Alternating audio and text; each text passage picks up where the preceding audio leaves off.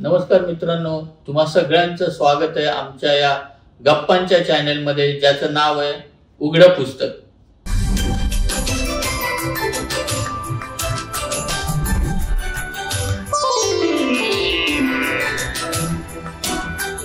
Sir, खरं तर प्रत्येकाला आपल्या आजोळ्याविषयी खूप आकर्षण असतं.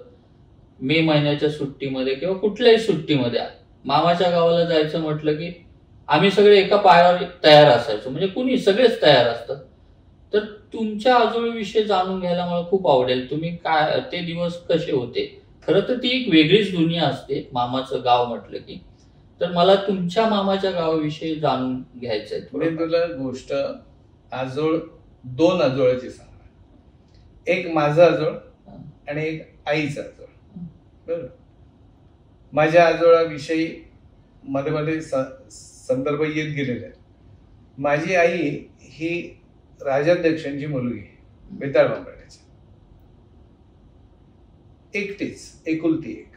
तिला चुलत भाऊ चुलत बहिणी बरेच होते, एकत्र कुटुंब होतं. ते सगळे एकमेकांशी सख्ख्या नात्यासारखे वागले. आते भाऊ होते, ते सुद्धा सख्खे असेच वागले. आणि ती एकुलती एक, त्याच्यामुळे तिचं बऱ्याच प्रमाणामध्ये, जरी ती मोठी असली वयाने, तरी तिचे लाड मात्र तिकडे झाले. आता आईची आई ही लहान वयामध्ये, म्हणजे आईचं लग्न व्हायच्या अगोदर ती गेली. दाजी आजोबा म्हणजे आजोबा वडील होते तोपर्यंत ती इकडे ह्याला जात होती, नंतरही जात होती.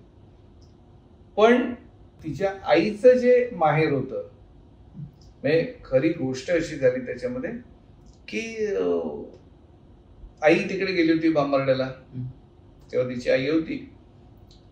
आणि तिकडचे आजोबा होते वसंत कुलकर्णी, आईच्या आईचे भाऊ म्हणजे मामा, छोटे मामा. ते तिला बोलवायला आले की ये तू. ही नाही नाही नाही नाही म्हणत होती. आणि मग ती आई म्हणाली तिची, म्हणजे माझी आजी, की अरे ते बोलवतं एवढं तर जा ना 4 दिवस, नंतर तुझं लग्न झाल्यानंतर कुठे तुला बोलवायला येणार आहे. म्हणून आई त्यांच्याबरोबर गेली. 1-2 दिवस झाले आणि तेव्हा काय असे फोन वगैरे असं काही नव्हतं. तिकडचा बांबरड्याचा गडी निरोप घेऊन आला आणि त्यांनी सांगितलं की बोलवलंय. म्हणजे दुसऱ्या मामा, म्हणजे त्या मामाला सांगितलं, वसंत मामाला, की मालूला घेऊन बोलवलं लगेच. हे आली तिकडे, तिची बस चुकली, परत दुसऱ्या बसमध्ये. आणि बसमधल्या माणसाचं आणि त्या मामांचं काहीतरी बोलणं होतं. ते आईने विचारलं की काय झालं. म्हणाले की नाही, बाई, म्हणजे आईला बाई म्हणायचे तिचे, तर तिची तब्येत बरी नाही असं.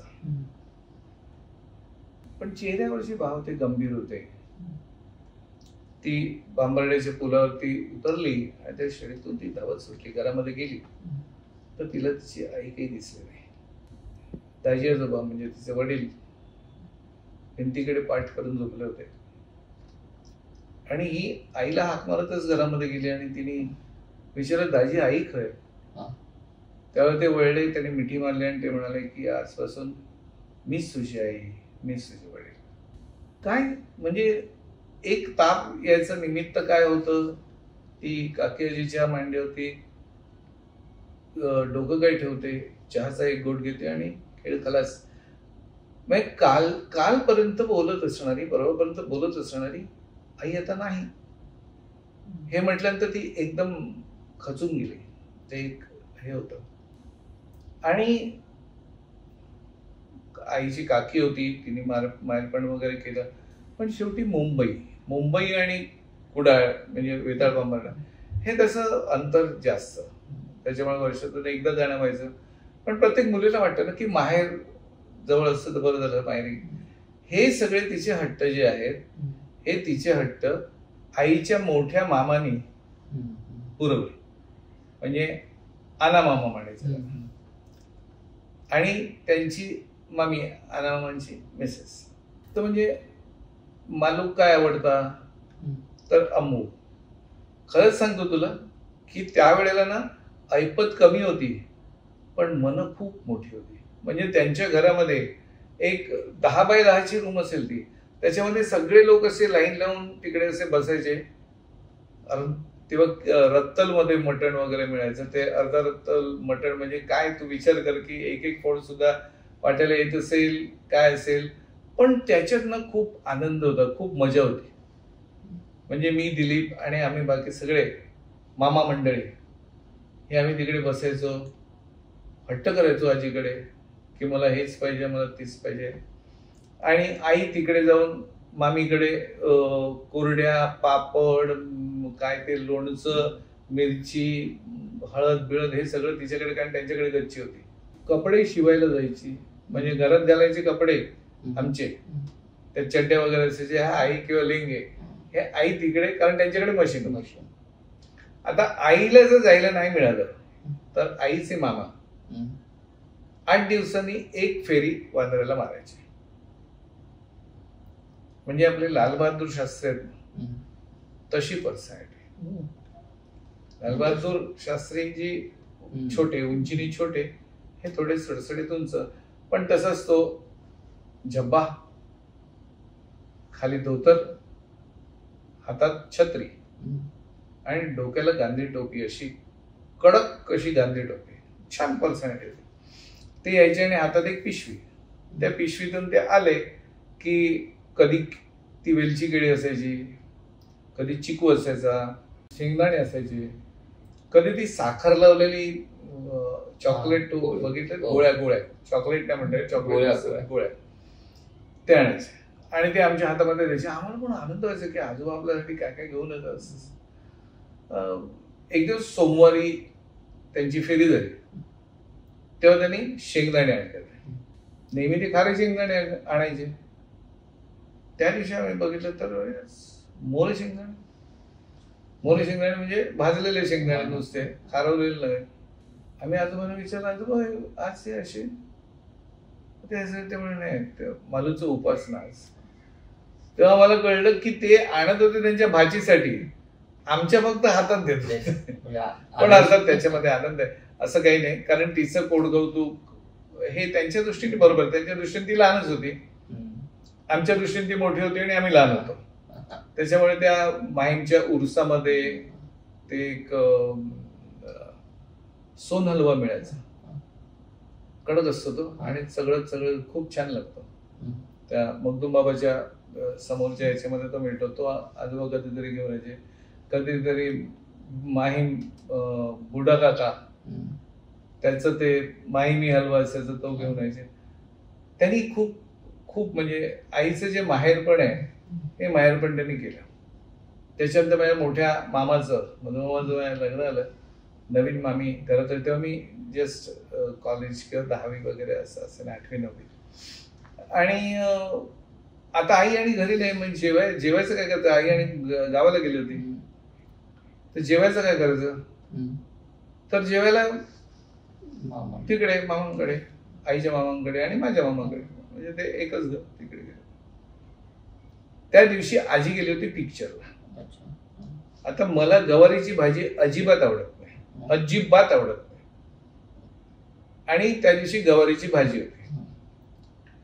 आजी तिला सांगून गेली मामीला की संधू येतलो, मला घरामध्ये संधू म्हणायचे, तर संधू येतलो, त्याच्यात दुसरी भाजी केली ती वाडा, तुमच्यासाठी स्पेशल भाजी, हा वेगळी भाजी माझ्यासाठी केली होती. तो गवारीची भाजी खाणार नाही, ते काय ही भाजी काय. मामी ते विसरली. मी गेलो, मी जेवायला बसलो. आता नवीन मामी ना, तिच्याकडे कसं काय आपण हट्ट करायचा. तिने गवारीची भाजी घातली. आता काय करायचं, मी एकच चपातीचा तुकडा घेतला, तर सगळी गवारीची भाजी घेतली आणि खाल्ली. तिला वाटलं मला आवडलं, असं 3 वेळा झालं. नंतर मी म्हणाल पुरेल, झालं, माझं जेवण झालं आणि मी निघालो घरी. दुसऱ्या दिवशी जेव्हा मी जेवायला गेलो तर आजीने मला तासला, काय तुला सांगू का नाही, की म्हटलं आजी तुला सांगायला काय हरकत नाही, पण ती नवीन मामी ना, तिला कसं सांगणार की हे मला आवडत नाही म्हणून. आणि मामीचं बरोबर होतं, ती म्हणाली संदीपला खूप आवडली म्हणून मी त्याला 3दा घातली. म्हणजे कधी कधी संकोच हा सुद्धा अंगाशी येतो, तशातली ती गोष्ट. पण या सगळ्या मंडळींनी आईचं माहेरपण जे आहे हे खूप छान छान अशा याच्यामध्ये केलं. परिस्थिती सगळ्यांचीच काय म्हणतात तोळा मासा, प्रकृती म्हणतात खरं तोळा मासा, पण ही परिस्थितीच तोळा मासा होती. आणि त्यातल्या त्यात त्यांनी जे लाड आहेत ते आईचे आमचे सगळ्यांचे लाड त्यांनी खूप छान पुरवले. तशी नाशिकहून येत होतो गेल्या वर्षी, असेच पावसाचेच दिवस होते. वाटेत चहा प्यायला बस थांबली, मिळत नव्हतं, आम्ही उतरलो आणि चहा प्यायलो. बाहेर ती दुकानं लावलेली असतात, त्याच्याकडे सर आपले कुतूहल म्हणून नजर टाकली आणि ती साखर लावलेले ते जे गोळ्या असतात त्या गोळ्या नजरेला पडल्या. मन भुरकन उडालं. परत ते आजोबांच्या पिशवीत गेलं. आजोबा आठवले. आता म्हटलं तर त्या गोळ्या आपण किती घेऊ शकतो, पण आजोबाने दिलेली गोळी आता नाही मिळणार. खरं. पण ती बघितल्यानंतर त्यांची आठवण मात्र येते, मन भरून आलं. म्हणजे ह्या जुन्या आठवणींनी छोटी का असे ना, ते छोट्या म्हणजे आता क्वालिटी आईस्क्रीम असं छोटा तो कप असतो असं म्हटलं की मला माझ्या आत्याची आठवण येते. असं प्रत्येकाची काहीतरी त्या पदार्थाशी आठवण कुठेतरी जुळलेली असते की त्यांनी केलं. तर तसं त्या गोळ्या बघितल्यानंतर मला आजोबांची आठवण आली, मन भरून आलं आणि मी हळूच तिकडे आकाशाकडे बघितलं. आपण आणि निसर्ग सारखेच असत. कदाचित मला माझा ऊर भरून आला तसा आकाशाचाही ऊर भरून आला असेल.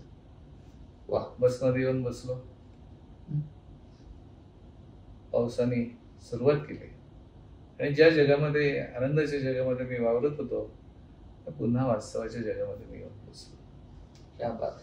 वा. नाही, खरं तर तुमच्या आजोबांची गोष्ट ऐकताना कुठेतरी मलाही माझं आजोळ आठवलं. प्रत्येकाला येणार. हो, खरंच.